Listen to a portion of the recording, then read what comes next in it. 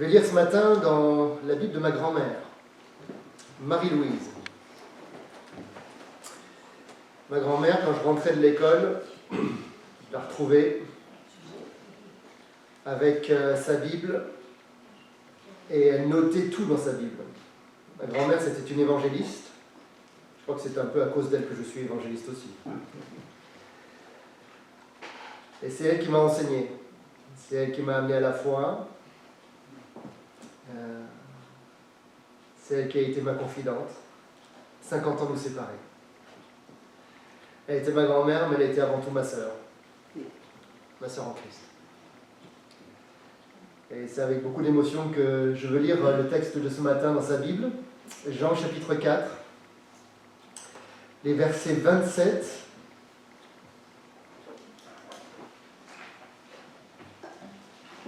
Vous savez, dans ce chapitre 4 de Jean, il y a deux histoires. Il y en a une qui est très connue, il y en a une qui est moins bien connue. Et il y en a une qui est très connue et qui est, je dirais, le passage le plus souvent cité dans les grands manuels d'évangélisation. C'est la façon dont Jésus va évangéliser la Samaritaine autour du puits. Vous connaissez l'histoire. Contexte, information, confrontation. Vous dites avec moi? Contexte, information, confrontation. C'est la façon dont il s'y prend. Et on le voit là dans le début du chapitre 4, les versets 1 jusqu'au verset 26. Contexte, toutefois, il quitta la Judée, retourna en Galilée, parce qu'il fallait qu'il passât par la Samarie. Verset 4. Oui. Donc Jésus sait qu'il doit aller à la Samarie, et donc il va provoquer un contexte. Il va rencontrer cette Samaritaine, et là il va lui demander de l'eau. D'accord ? Et là il crée un contexte de dialogue. Vous voyez ce que c'est un contexte de dialogue, ça se fait de manière très naturelle, très fraternelle, quand bien même elle est extrêmement surprise que lui, un juif et un homme, lui demandent de l'eau. Notez qu'il a envoyé les disciples ailleurs. On y reviendra. Mais là, il crée ce contexte du dialogue avec elle, et alors que dans ce contexte, il échange, et puis qu'elle pose des questions, elle réalise qu'il est quelqu'un de particulier. Peut-être qu'elle pensait que c'était juste un juif. Tout à coup, c'est quelqu'un qui sait les choses, c'est sûrement un prophète. Toi qui es prophète, est-ce que c'est sur cette montagne-là ou à Jérusalem qu'il faut venir adorer? Et là, Jésus lui donne une information sur la réalité du royaume de Dieu. Sur la réalité du royaume de Dieu. Et jusqu'à aller lui dire, si tu savais celui qui t'a demandé, tu te demanderais et il te donnerait de l'eau. De l'eau afin que tu n'aies jamais plus à puiser au puits. Et donc il révèle peu à peu, un peu plus sur qui il est. Et puis vient le temps de la confrontation, où il va lui demander d'aller chercher son mari. Et là, ça devient plus personnel. Et c'est là, dans la confrontation, qu'elle réalise qu'il est plus qu'un homme, il est plus qu'un prophète. En fait, c'est le Messie. Et là, elle fait un choix, et ce choix est radical, elle part. Pas parce qu'elle est fâchée, mais c'est parce qu'elle l'a découvert et il faut qu'elle en parle. Contexte, information, confrontation. Ça va? Je dis ça, je rappelle, vous le savez. Mais souvent, on oublie que dans un Québec qui est sécularisé, on ne peut pas commencer par la confrontation. T'es-tu sauvé? Il va se sauver. Vous comprenez, on peut plus commencer par la confrontation. Pour vous qui avez grandi dans le réveil dans les années 70-80, vous pouvez directement aller à la confrontation. T'es-tu sauvé? Tu connais-tu vraiment Jésus? Ça, on pouvait le faire. Parce que les gens avaient l'information et le Québec était catholique et donc le contexte faisait qu'on pouvait parler de ce genre de choses. Et puis rendu 50 ans plus tard, on ne peut plus partir du principe que les gens veulent en parler. On ne peut même pas partir du principe que les gens savent qu'il y a un Jésus et que deux y sont. J'ai vu un micro-trottoir, vous savez, ces interviews dans la rue, au centre-ville de Montréal. J'ai cru que c'était un exercice de caméra cachée. Vous voyez, c'était extrêmement comique. Cet homme qui allait parler à ces jeunes qui avaient en dessous de 20 ans en disant tu connais-tu Jésus? Puis il disait non, il n'est pas dans mes contacts. Non, mais je parle de Jésus de Nazareth. Alors là, il est encore moins dans mes contacts, si en plus il habite là-bas.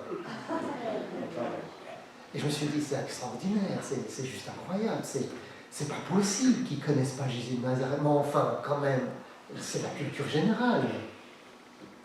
Eh bien, on en est rendu là. Je ne sais pas ce que vous allez trouver dans le parc la semaine prochaine. Mais de grâce, ne commencez pas avec la confrontation. Les âmes perdues. Vous voyez, il faut créer le contexte. Et puis là, il faut parler des choses, il faut donner des informations sur la réalité du royaume de Dieu, et puis qui est Jésus, et qu'est-ce qu'il a fait dans notre vie, et notre témoignage, et cette information. Vous voyez ce que je veux dire, c'est... Est-ce que je peux raconter mon histoire? Comment est-ce que j'ai rencontré Dieu? Vous pouvez demander ça aux gens, les gens, des fois, ils seront heureux de l'entendre. On demande la permission, puis il dit oui, ça m'intéresse, comment tu as rencontré Dieu. Puis à la fin, on ne s'arrête pas là. Est-ce que je peux t'offrir une Bible? Est-ce que je peux prier pour toi? Est-ce que toi aussi tu serais intéressé de le rencontrer? Vous voyez ce que je veux dire? Contexte, information, confrontation. Ça va? Ok? Mais ce n'est pas du tout de ça que je veux parler aujourd'hui. Je veux parler d'une autre histoire, d'une contre-histoire. Si d'un côté Jésus montre l'évangélisation par excellence, de l'autre côté, les disciples nous montrent comment il ne faut pas évangéliser. C'est une contre-histoire. Si Jésus est l'exemple, les disciples sont le contre-exemple. Ça va? On va lire ça ensemble. Je lis dans la Bible de ma grand-mère, chapitre 4, verset 27. Là-dessus arrivèrent ses disciples qui furent étonnés de ce que Jésus parlait avec une femme. Toutefois, aucun ne dit « Que demandes-tu » ou « De quoi parles-tu avec elle ?» Alors la femme, ayant laissé sa cruche, s'en alla dans la ville et dit aux gens « Venez voir un homme qui m'a dit tout ce que j'ai fait, ne serait-ce point le Christ ?» Et ils sortirent de la ville et ils vinrent vers lui. Et pendant ce temps, les disciples le pressaient de manger, disant « Rabbi, mange !» Mais il leur dit « J'ai à manger une nourriture que vous ne connaissez pas. » Et les disciples se disaient donc les uns aux autres « Quelqu'un lui aurait-il apporté à manger ?» Jésus leur dit « Ma nourriture est de faire la volonté de celui qui m'a envoyé et d'accomplir son œuvre. Ne dites-vous pas qu'il y a encore 4 mois jusqu'à la moisson? Voici, je vous le dis. Levez les yeux et regardez les champs qui déjà blanchissent pour la moisson. » Je descends au verset 39. Plusieurs Samaritains de cette ville crurent en Jésus à cause de cette déclaration formelle de la femme. « Il m'a dit tout ce que j'ai fait. » Aussi, quand les Samaritains vinrent le trouver, ils le prièrent de rester auprès d'eux. Et il resta là 2 jours. Un beaucoup plus grand nombre crurent à cause de sa parole. Et il disait à la femme, « Ce n'est plus à cause de ce que tu as dit que nous croyons, car nous l'avons entendu nous-mêmes, et nous savons qu'il est vraiment le Sauveur du monde. » Prions. Seigneur Jésus, nous te demandons ce matin de nous donner un cœur pour ta parole, et surtout une parole pour notre cœur. Montre-nous, éclaire-nous, conduis-nous. Amen. On voit qu'il y a un décalage profond.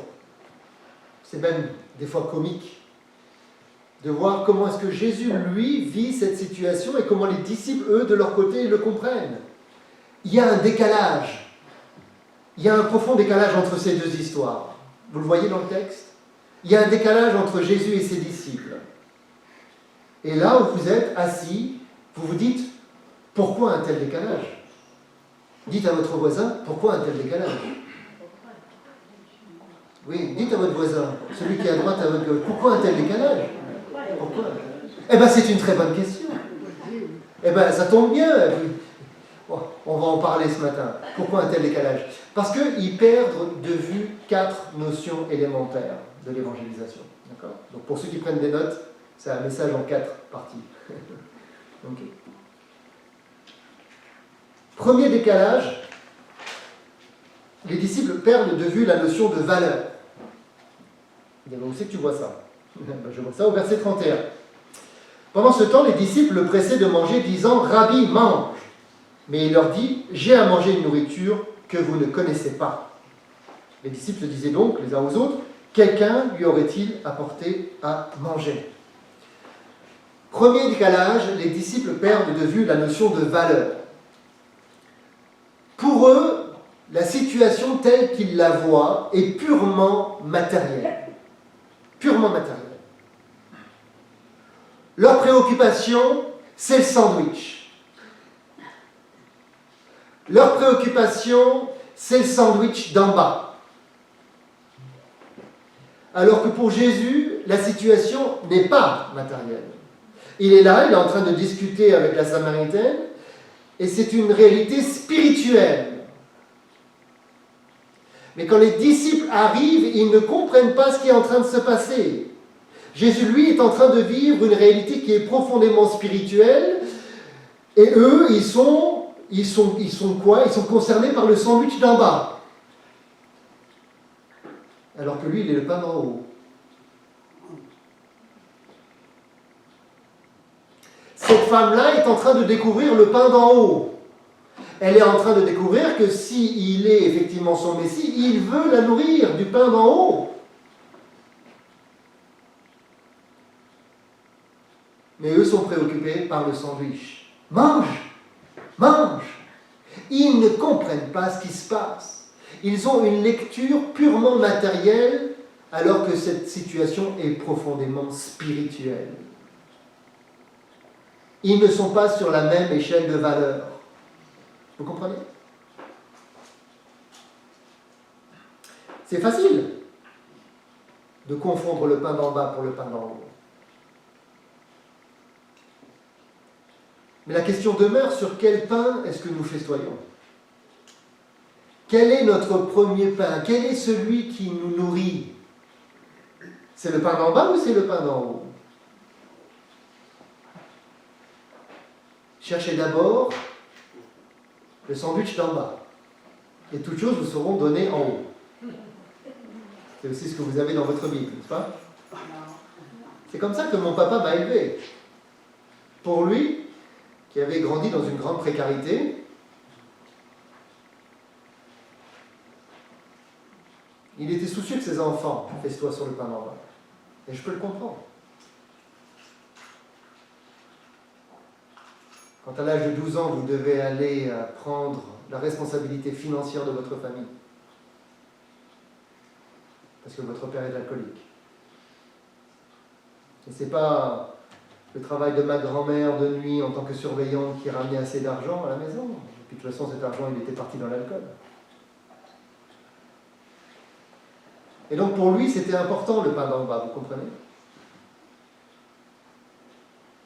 Et depuis que j'étais tout petit, il me disait, la religion c'est bien, mais c'est la cerise sur le gâteau. C'est le pepperoni sur la pizza.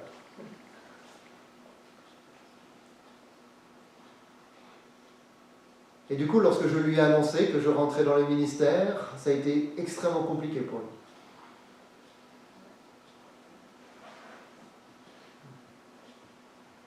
Je comprends, il ne voulait pas qu'on souffre de précarité. Vous savez, parce que si vous voulez faire de l'argent, il ne faut pas aller dans le ministère. Hein. C'est juste une information. Hein. Il y a d'autres moyens.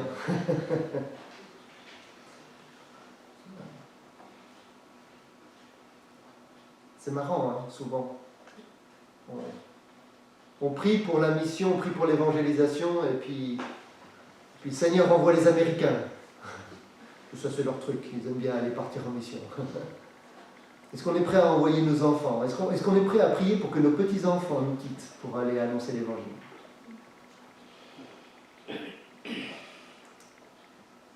Sur quel pain est-ce que l'on festoie?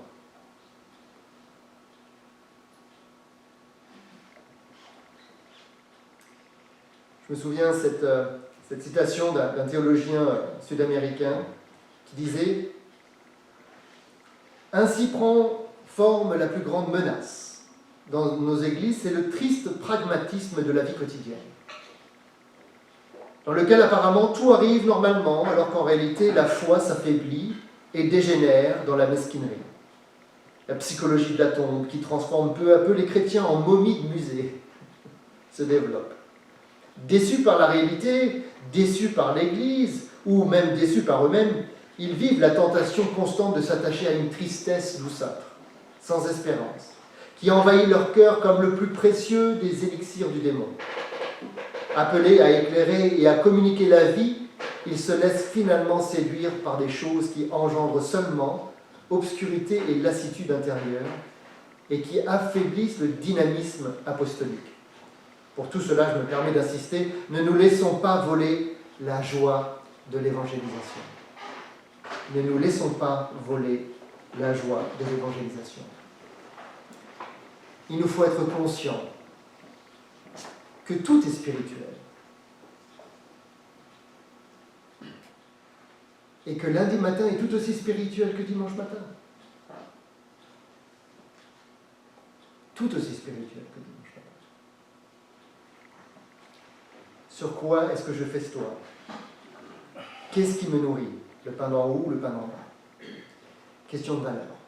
Premier décalage, ils perdent la notion de valeur, ils confondent le matériel pour le spirituel. Deuxième décalage, les disciples perdent de vue la notion de mission. Mais où c'est que tu vois ça? Verset 34. Jésus leur dit, ma nourriture est de faire la volonté de celui qui m'a envoyé et d'accomplir son œuvre.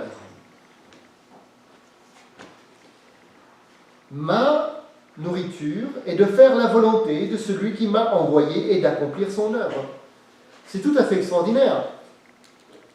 Jésus, lui, n'était pas préoccupé de faire son œuvre. Il était préoccupé de faire l'œuvre de celui qui l'a envoyé. Vous connaissez ces passages où Jésus dit « Je ne peux rien faire ». Comment ça, tu ne peux rien faire? T'es Messie ou quoi? Non, je ne peux rien faire si le Père ne me le révèle.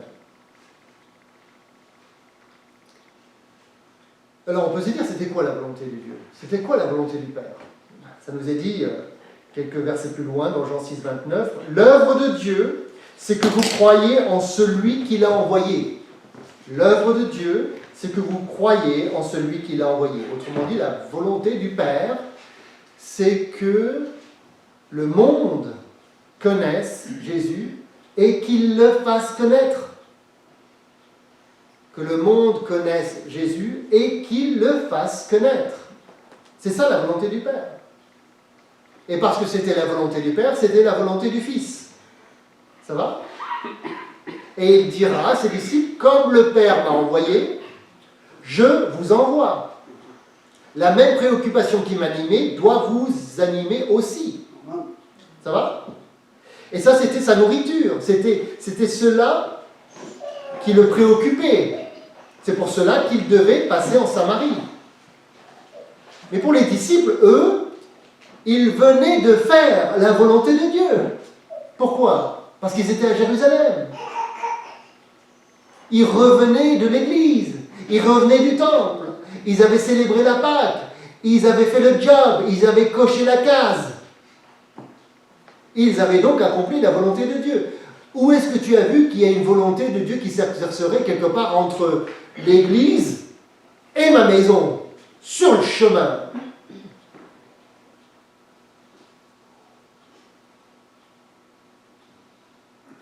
Vous avez quand même noté que dans le passage, quand la Samaritaine part au village, elle ne revient pas seule. Vous l'avez vu ça? Elle revient avec un village. Mais les disciples, eux, quand ils partent au village, ils reviennent seuls. D'où la question, est-ce que trop de familiarité avec Jésus tue notre missionnalité, notre capacité à être missionnaire? Est-ce que trop de familiarité avec Jésus fait que finalement on oublie qu'il y en a qui ne le connaissent pas? Et que la volonté du Père, c'est que on le fasse connaître. C'est étonnant. Quand vous avez un nouveau chrétien, un nouveau converti, est-ce que vous pouvez l'empêcher d'aller parler de Jésus? Non. Des fois même c'est embarrassant. On n'a pas besoin de leur dire. Ils le font, parce qu'ils l'ont trouvé. C'est comme la Samaritaine. Et elle revient avec un village. Et du coup on se dit, zut, un village, il n'y a pas assez de place. On va faire comment dans l'église?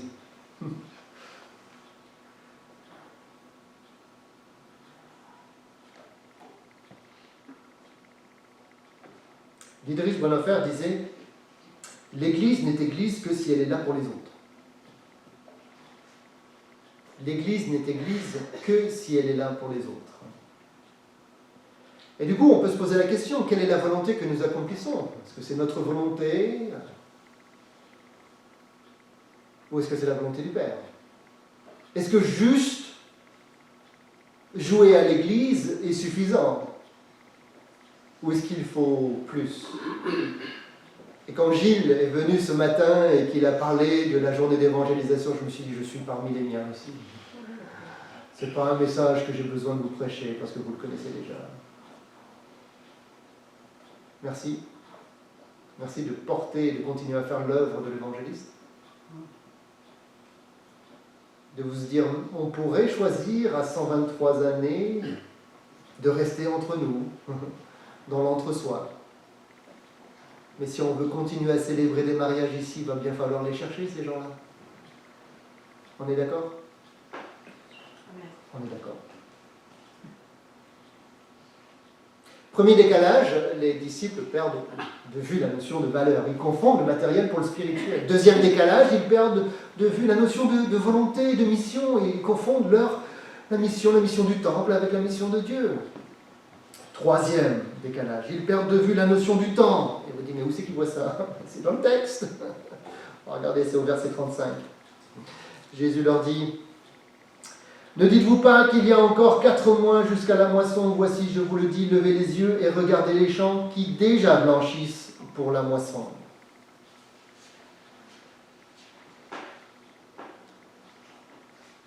Les disciples perdent la notion de temps. Pour eux, il y a du temps. Il y a du temps. On a le temps. Pour Jésus, c'est maintenant. C'est maintenant que ça se passe. En fait, au moment même où il est en train de parler avec ses disciples, lui, il peut déjà voir la moisson qui vient. Pourquoi? Parce qu'il vit dans une réalité spirituelle et pas que matérielle.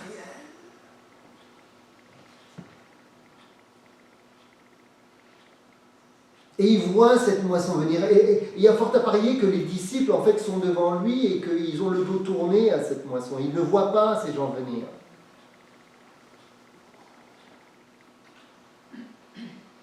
Et pour Jésus, c'est maintenant, c'est pas dans 4 mois, c'est maintenant que ça se passe.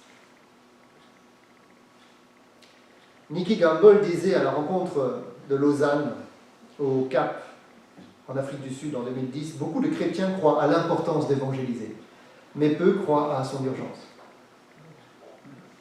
Je crois que c'est vrai. Beaucoup vous diraient, oui, être évangélique, c'est être militant. Mais est-ce que c'est urgent? Un tiers de l'humanité ne sait pas que Jésus sauve. Oh, c'est pas parce qu'ils ne veulent pas, c'est parce qu'ils ne savent pas. Parce qu'il n'y a personne autour d'eux pour leur dire qu'il y a un Jésus qui sauve. Est-ce que ça nous préoccupe? Est-ce qu'on en parle? Est-ce qu'on en parle à l'Église, de ce tiers de l'humanité qui ne sait pas qu'il y a un Jésus qui sauve? Est-ce qu'on en parle à nos enfants, à nos petits-enfants? Est-ce que vous savez que plus de 80% des vocations missionnaires naissent avant l'âge de 12 ans?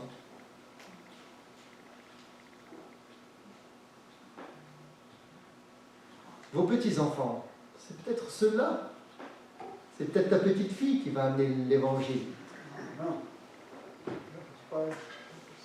La raison pour laquelle ma femme a décidé de se marier à un évangéliste et de partir 2 semaines après notre mariage en Afrique, c'est parce qu'elle a lu Amy Carmichael quand elle était petite, et qu'elle était fascinée par cette missionnaire qui vivait en Inde et qui voulait, dans le contexte, passer cette information du royaume de Dieu afin de confronter les gens par la vérité de l'Évangile. Et ça fait avant l'âge de 12 ans.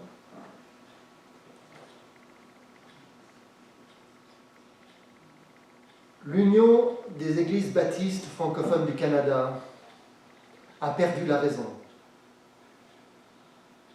Ils ont nommé un évangéliste comme secrétaire général. Malheur. Malheur à l'Union. Malheur à l'Union. Ça les jouer, frère. Vous savez, j'ai eu la grâce de connaître la famille Billy Graham. D'avoir comme mentor Leighton Ford, le beau-frère de Billy Graham, le Canadien, le Billy Graham canadien qui a été marié à Ginny Graham, la petite sœur de Billy. Ils m'ont adopté dans leur famille. Et vous savez, quand on était là, à l'enterrement de Billy, avec l'ensemble des représentants ecclésiaux, des politiques, membres du gouvernement, représentants de toutes les foi. Je parlais avec cette journaliste du New York Times. Il me disait c'est étonnant que Billy Graham appartient à tout le monde. L'héritage de Billy Graham est universel. Je dis oui. Et j'ai dit, en tant que journaliste du New York Times, vous n'êtes pas tendre hein, avec les évangéliques. Non, non, non, vous excusez pas, c'est votre travail.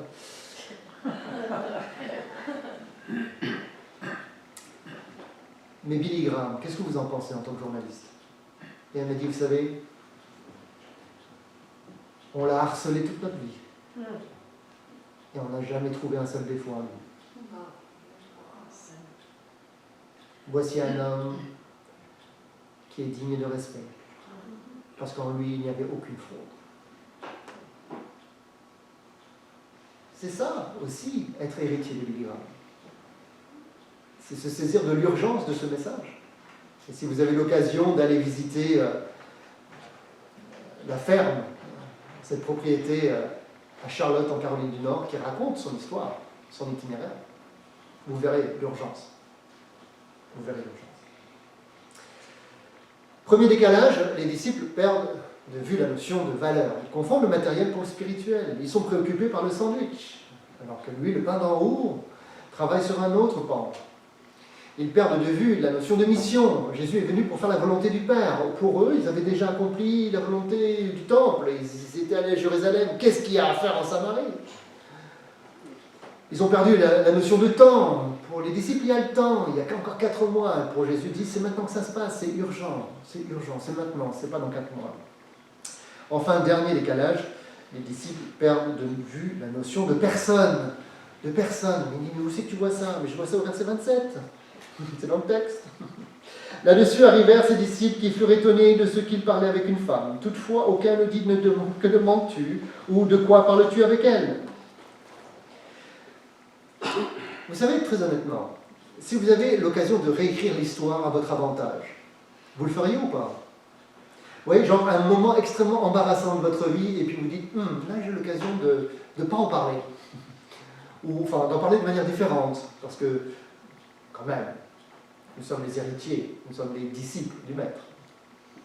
L'une des réalités qui favorise la crédibilité des manuscrits du Nouveau Testament, c'est cette propension que les auteurs ont à dire les choses telles qu'elles se sont passées. Jean était là, et Jean écrit cette histoire. Et honnêtement, c'est hyper embarrassant pour moi.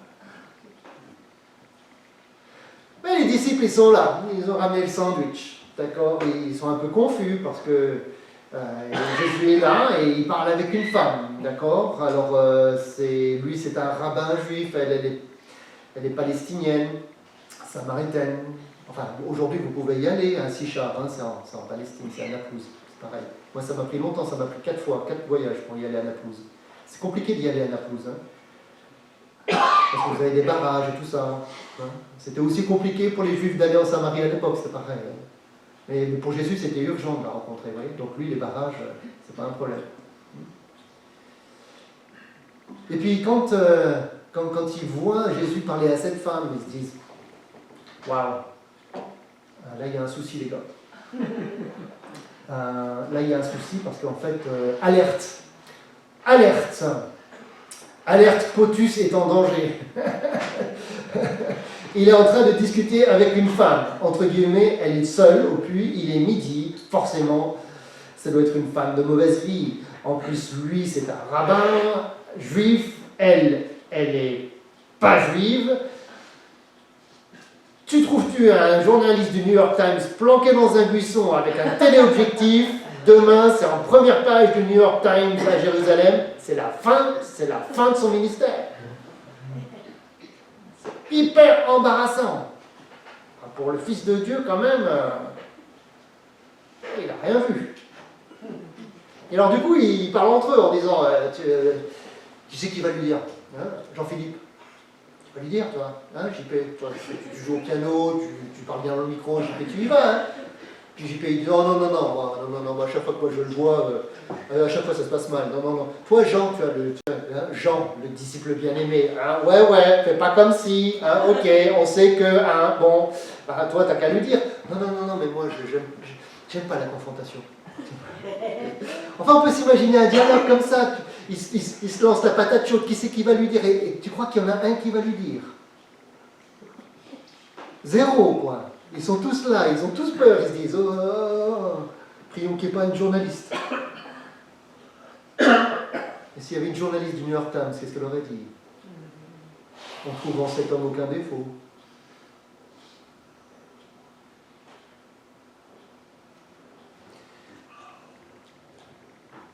Ils sont embarrassés. Parce que jusqu'à présent, évangélisation pour eux c'était monoculturel. C'était des juifs, des mâles, qui évangélisaient dans le désert auprès d'autres juifs mâles. Et donc leur évangélisation était monoculturelle. C'est-à-dire, ils parlaient à des gens qui étaient comme eux. Mais Jésus dit, c'est quoi l'extraordinaire d'aimer des gens qui sont comme vous? Honnêtement.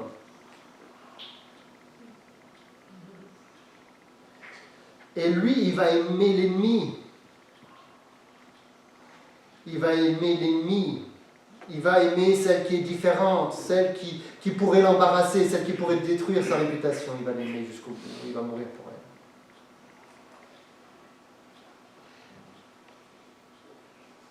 Vous voyez, quand on arrive à la fin de l'évangile de Matthieu et que Jésus dit « Soyez mes témoins jusqu'aux extrémités de la terre ». En commençant par Jérusalem, la Judée, monoculturelle, Samarie, les extrémités de la terre. Dans la proportion où ils comprennent ce qui se passe ici dans ce chapitre 4, ils seront témoins aux extrémités de la terre. Et c'est peut-être pour ça que Jésus va y passer encore 2 jours, en disant, va falloir vous y faire, les amis. Va falloir vous y faire. Et quand on repart dans le livre des Actes, il y a 3 Pentecôtes. Il y en a une Pentecôte à Jérusalem, il y a une Pentecôte en Judée, avec Corneille, et il y a une Pentecôte en Samarie. Eh ben oui, le Saint-Esprit, c'est aussi pour les Samaritains. Mais c'est compliqué pour eux, hein. C'est jusqu'au premier conseil de Jérusalem, hein. Pour eux, ça comprend, ils ne percutent pas, hein. La raison pour laquelle vous pouvez manger de la pizza pepperoni la semaine prochaine, c'est bien pas parce qu'il y a une nappe qui est descendue du ciel, hein, que Pierre il l'a vu, il a dit pepperoni, non, c'est quand même pas dans la loi. Okay. Puis après il est allé voir Corneille et puis ils ont mangé du pepperoni ensemble. Tout s'est bien passé. Mais ça a été dur pour lui, hein, parce que quand il était à Antioche et puis il mangeait du pepperoni, puis les gens de Jérusalem sont montés, qu'est-ce qu'il a fait? Il a pris une végétarienne.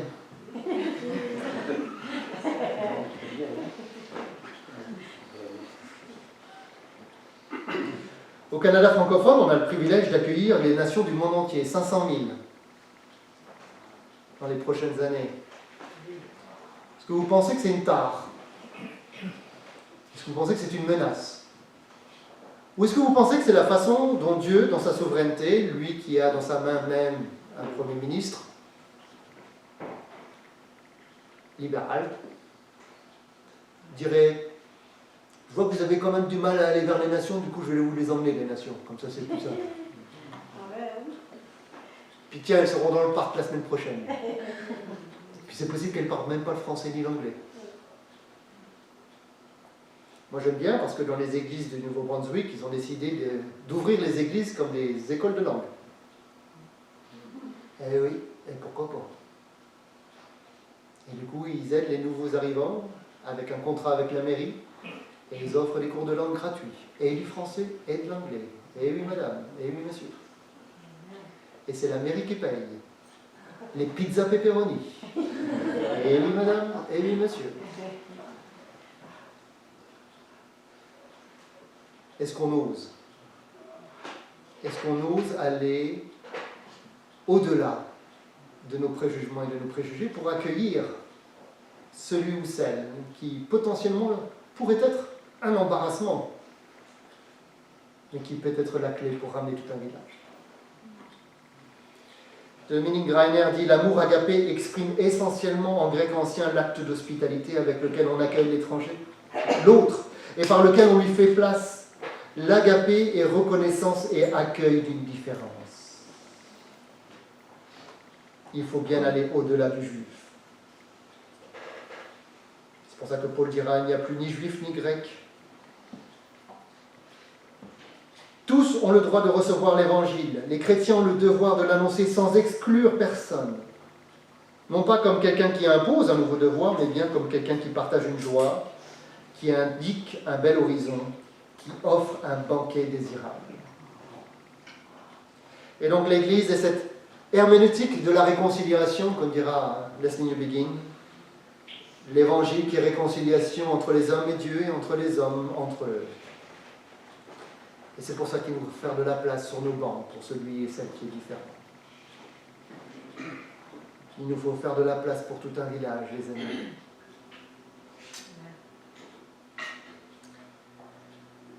Vous savez, il y a quelques années, j'ai dit à ma femme: c'est quand même bizarre cette histoire. Je ne comprends pas. Je suis obligé de...